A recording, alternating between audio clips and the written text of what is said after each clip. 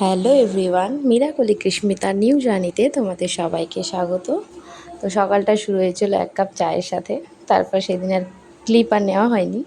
তারপরে আমরা চলে গেছিলাম নবদ্বীপ, মানে নবদ্বীপ যাচ্ছি তার মানে কিছু কেনাকাটার আছে, এরকম একটা ব্যাপার আর কি।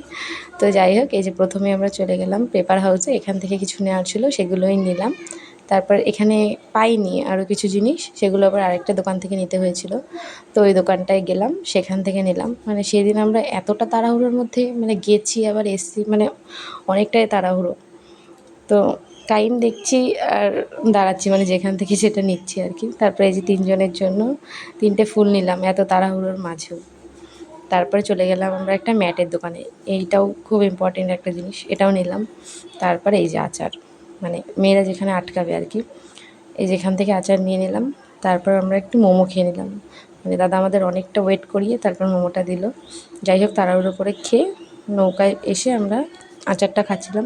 তবে এর মধ্যে একটা ব্যাপার হয়েছে কি, আমাদের মনে ছিল না যে মীরা এখন আচার খেতে পারবে না। তো যাই হোক, এটা একটা দুঃখের বিষয়ও, খেতে পারলো না। তো বাড়িতে চলে আসলাম। তো আজকের ভিডিওটা এটুকুই।